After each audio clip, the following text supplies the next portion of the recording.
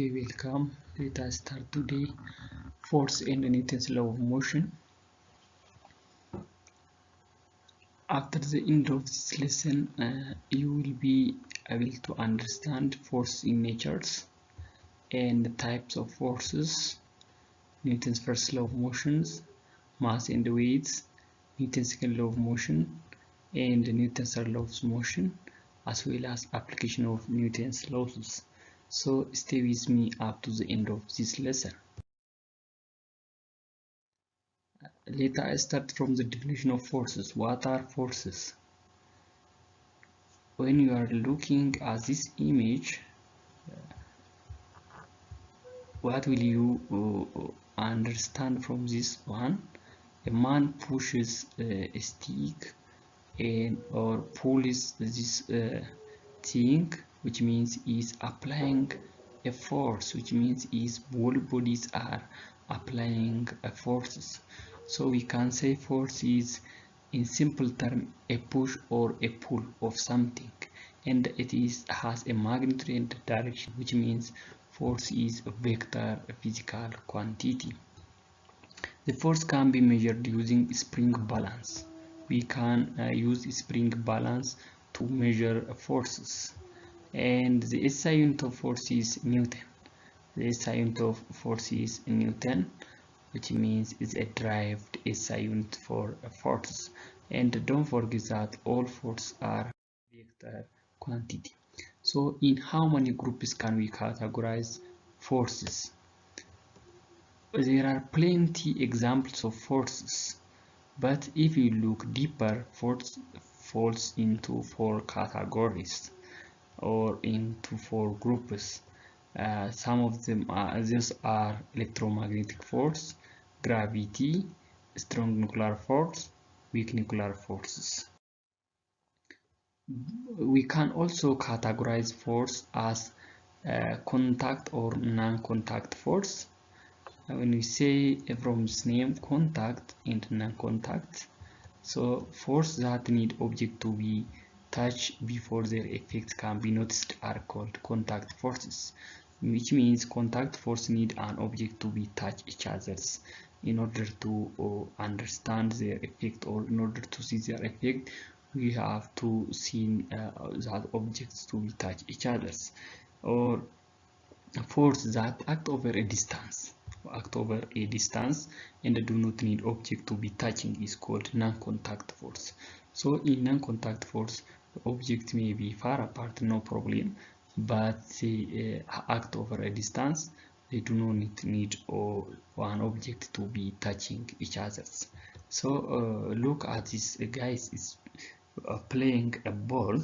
He should have to contact his foot with a ball in order to see the effects of the force. So these kind of force are called contact forces.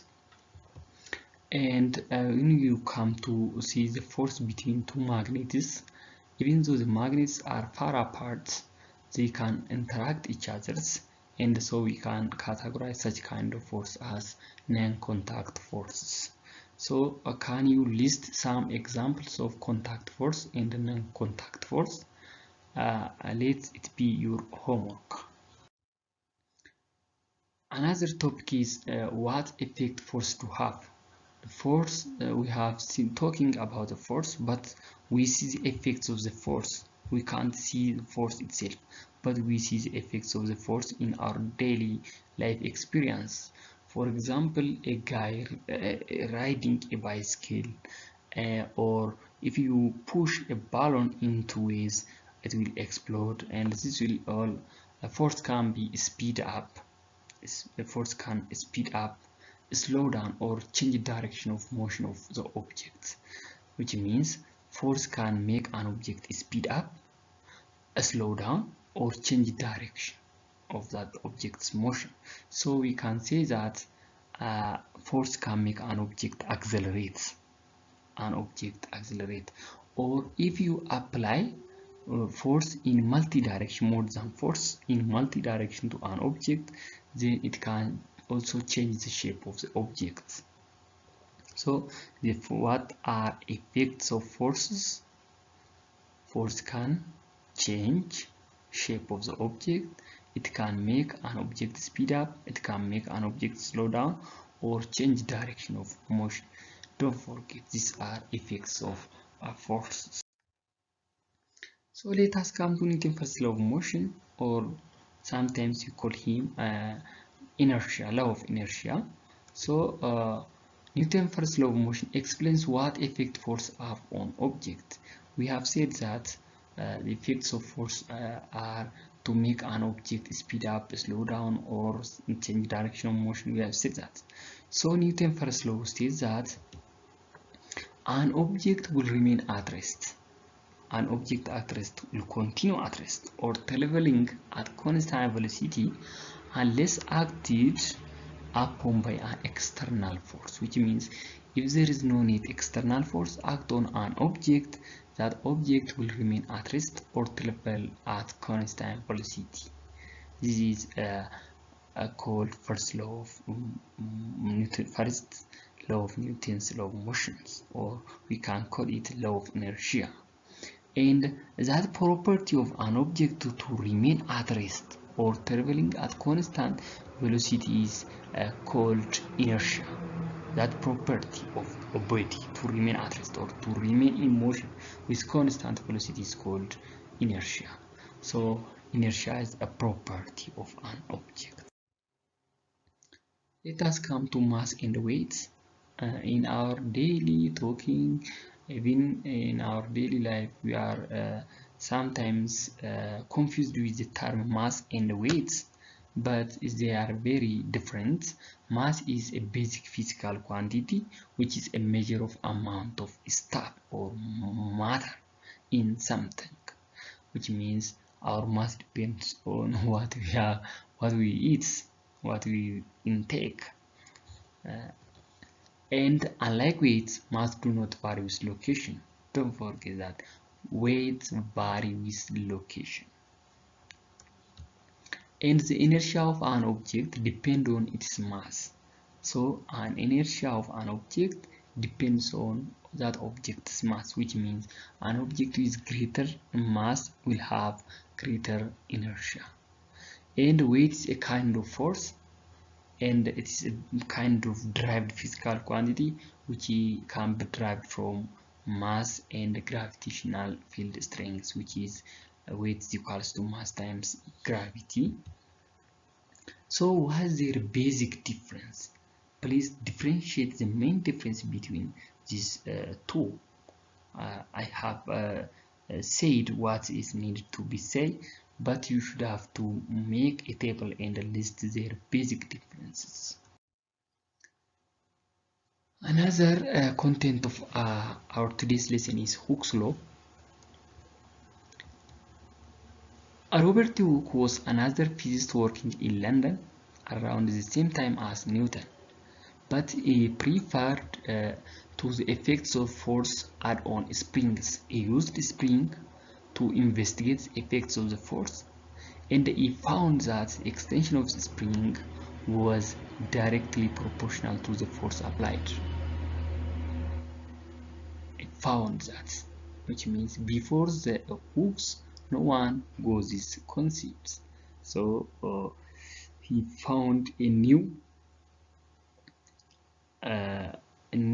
concept during that time, and he used the spring to measure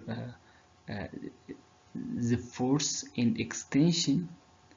He used different kinds of spring, and something is constant, something is a proportionality constant exists in its foundation, which is called spring constant. And a spring constant is a measure of the stiffness of spring, and is given by symbol K. And the gradient of the graph, when we plot the graph of applied force versus extension, and then the gradient or the slope of this graph is equals to spring constant or K. And the spring will only stretch elastically up to certain limit called elastic limits, which is elastic limit. After the elastic limit is reached, the deformation is said to be plastic. There is some after some points, at maximum point of elastic stretch, then an object will deform and will not allow or will not obey Hooke's law. And that point is called plastic rigidity. So we can say that we can state Hooke's law as the force applied is directly proportional to extension of the spring up to elastic limits, or we can say that F is equals to K times a change of X, or when K is spring constant.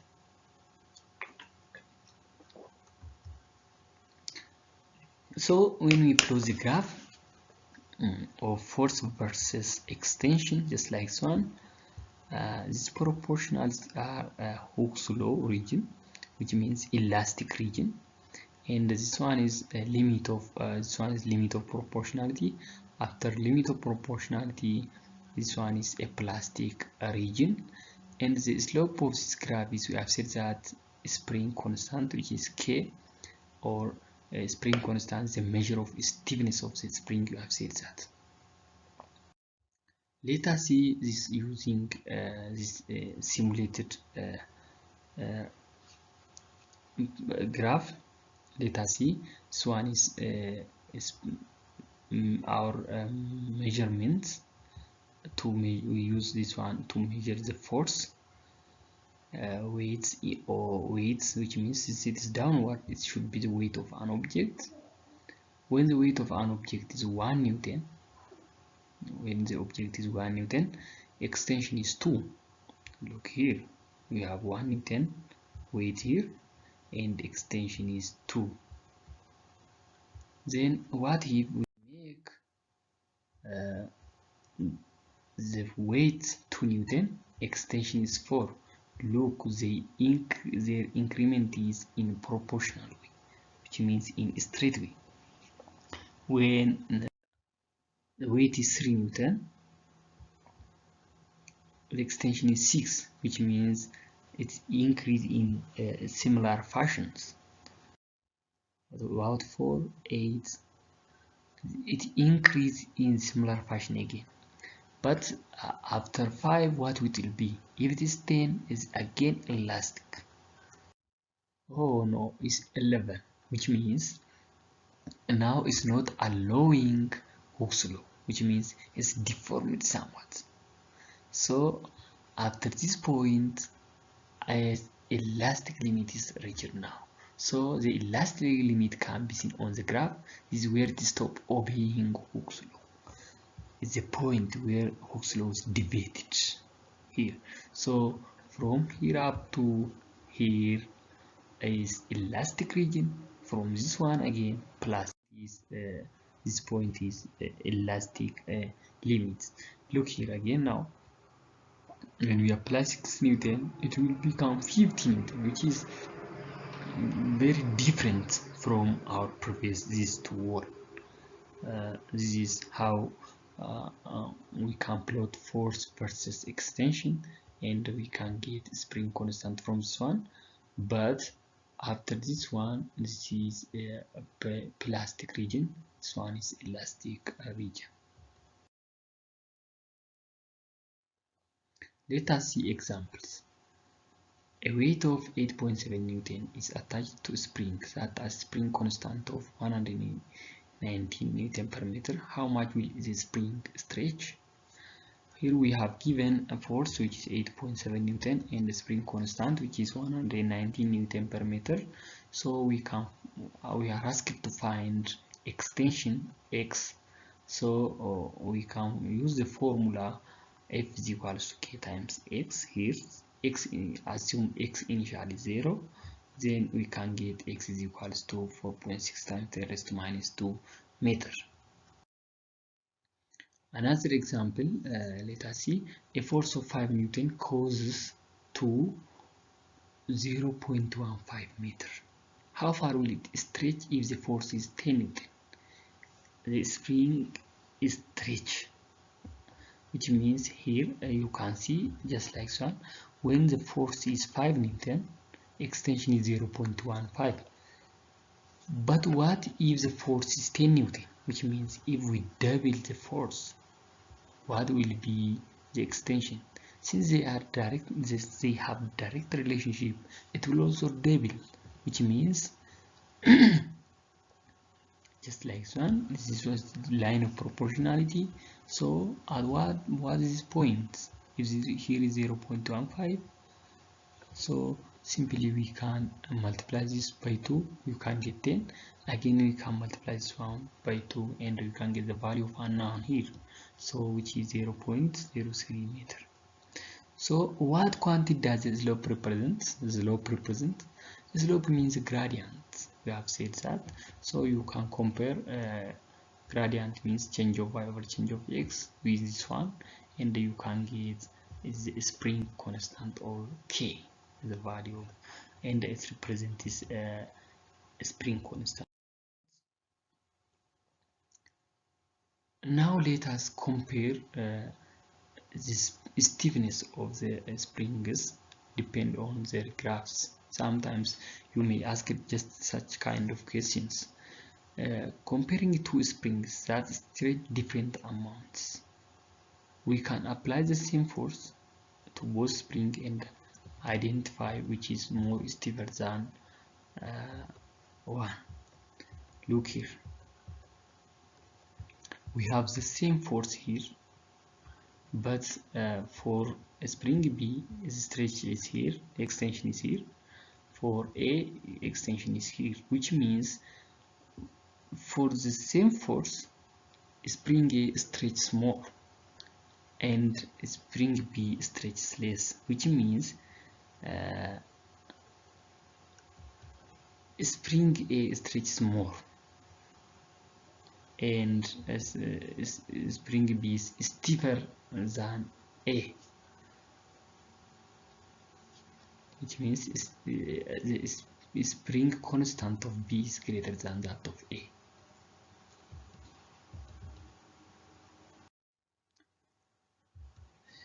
Okay, another example which is numerical. Let us do this one. Spring is 0.38 meter long. When it's pulled by a force of 2 Newton, it stretches to 0.42 Newton. What is the spring constant? First, you would have to identify extension. What does extension mean? Extension means change in length. So straight length minus original length of the spring will give us extension. So we can subtract initial value from final value and we will get a extension here. 0.42 minus 0.38 will give us 0.04 meter, and we can apply Hooke's law to get the value of K, which is 50 Newton per meter. Another topic is Newton's second law of motion. It says that acceleration of an object is directly proportional to net force acting on it and inversely proportional to its mass, which is A is equals to F net over M. But what is F net? We will see in next lesson. For the time being, let us see examples using this formula. Determine the resultant force required to make a car of mass 1200 kg accelerates at 2 meters per second square. We have force equals to mass times acceleration, formula from Newton's second law, and we can get force equals to mass times acceleration, which is 2 meters per second square, and we have mass, which is 1200 kg, and we will get force equals to 2400 Newton. Another example, let us see. Determine the acceleration of a soccer ball if a footballer may strike a ball of mass 400 grams with a force of 200 Newton. We simply apply the formula from Newton's second law, which is F over m, and we can get this one. and we should have to convert 400 gram into kilogram, because we should have to use a standard unit, which means SI units of each physical quantities, in order to get the same SI units physical for our physical quantities. So as we have said earlier, we have talking about net force. We discussed about net force, but what is net force? Net force is the sum total in the direction of all force acting on the object, or net force is the sum of all the vector sum of all forces, and it always cause acceleration, which means if there is unbalanced force on an object, then an object will subject it to motions. Let us see how the sum of the force here is zero, which means both two means pulls the basket with the same forces at in opposite directions, which means these two forces are equal, and so the sum of force is zero, which means net force zero, then the object is at equilibrium, which means the forces are balanced. But what if I bring this man here and it will pulls just like so? Look here, it will move with some amount. It means it wins. So let us make return and bring this man here. What will happen? Look here, they move, but with little amount of forces. They are going with little amount of force, which means the sum of force is 50 Newton, which means to this side 200 Newton, to this side 215 Newtons. So what if we bring this man here and make return to the original positions? Now these forces are balanced. The forces are balanced, which means one is 250 Newton, one is 250 Newton. And look at that, an object will remain at rest. There is no motion associated because these forces are balanced. Balanced force. In order to make the force unbalanced, we can bring this man to here, and then they will move again, just like to the right with 15 Newton. What if we bring this man here? Let's make return and look here. Now the net force is to the side, to the left, 15 Newton, which means the sum of the forces, let's say the return. Here in this side, the force is 350 Newton, and this one is 300 Newton only. So the basket will move to the left because the force applied in the left side is 350 Newton and to the right is 300 Newton. So it moves with the net force is 50 Newton to the left. So net force means the sum or vector sum of force act on an object. So the net force here on this basket is 50 Newton. If I bring this man here, what about net force now? It's zero. They equally contribute equal force on. They equally contribute to the force, which means the forces are equal, so it will not move. It will not move.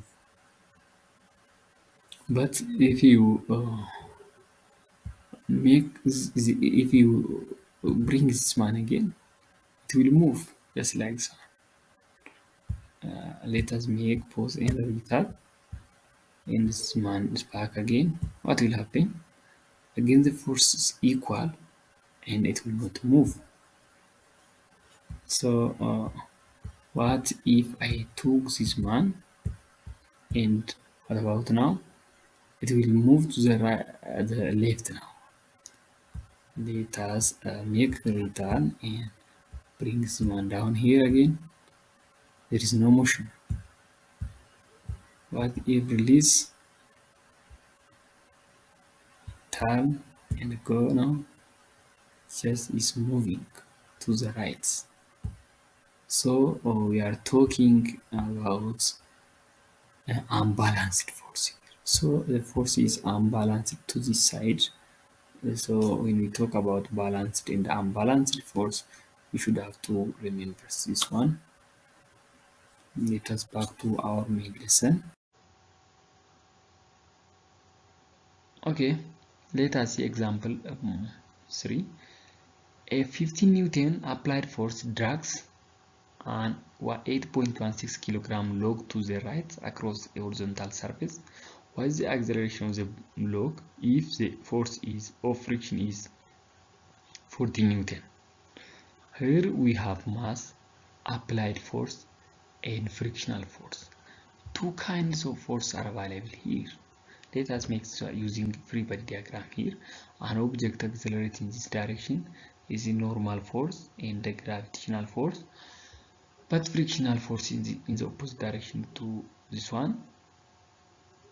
So how can we find acceleration of this object?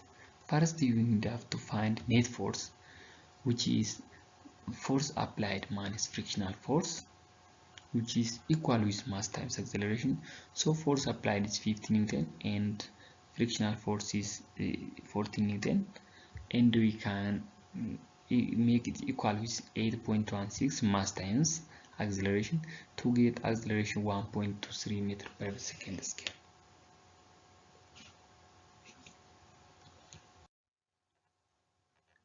An elevator with a mass of 2000 kilogram rises with an acceleration of 1 meter per second square. What's tension in this supporting cable? Here we have elevator, and the mass of elevator is this much, and the tension is upward, and gravity is always downward, so weight of an object is always towards the center of the gravity. Then you should have to find net force, which is mass times acceleration, but the net force is tension minus mass times gravity, which is equation of motion. Interesting. Net force means the sum of T times mg, but since the direction of mg is downward, we make it negative. Then we can make T is equals to ma plus mg, which is equals to these values.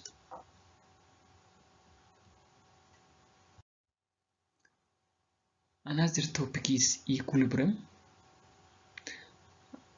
Earlier we have discussed about force, Ohm's law, Newton's second law, Newton's first law, and everything. And we have seen about net force. But equilibrium, when we come to equilibrium, it is interesting, amazing. Whatever you see in the building, bridge, everything will be application of equilibrium. The force are the main game player here, which means look here, this image. It stands. The stones are stands by themselves. They stay in this situation if there is no any force act on them, if there is no any net external force act on these stones. So what does equilibrium mean? If you say it, the sum of external force is zero, right? It's equilibrium. So condition of equilibrium at your level, we will discuss only first condition of equilibrium, which is the linear sum of forces equals to zero, and this symbol stands for sum, and the vector sum of the force are equals to zero. These are the main conditions for equilibrium. Let us come to Newton's third law. Newton's third law is interesting. Look at the man is pushing the wall, and they say, look at the wall pushing on me. He's here, he pushed the wall, and the wall also pushed him. So you can answer the case. For every action there is an equal and opposite reaction. This is Newton's third law. So Newton's third law describes the relationship between two forces in an interaction. When two forces are we will see the two forces they interact on each other's is explained by Newton's third laws. These two forces are action force and reaction force. One force is called action, another one is reaction force, and these two exist with together.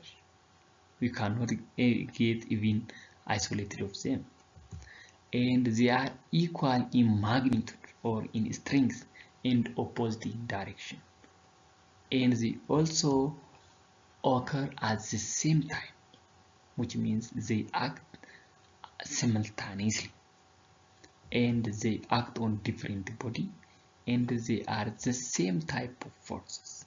They are the same type of forces, and we can call them Newton pair of forces.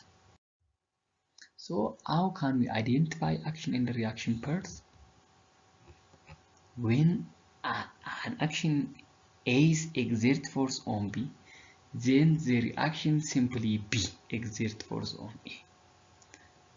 So we can say Newton's third law as if object A exerts force on object B will exert back the same kind of force in opposite direction on A. Let us see its application. Use here. A tire pushes a road. Tire of the car pushes the road here, and a road pushes the tire back here. Even our walking around this world is application of this one. And here the rocket push gas. Rockets push gas, and the gas push the rocket, and the rocket will fly. This is applications of action and reaction pairs. This is all about our lesson. If you have any question, comment, or any unclear idea, put it under the comments. If you are not subscribed yet, please subscribe, and thank you for being with us. Follow more lesson on my YouTube channel from here, and you can contact me through the Telegram or given like one, and you can write if you have any question, any homework, assignment, tutor, everything. If you need, just contact me through my Telegram, and also I will responsible for your comments. Thank you for being with us. Have a nice day.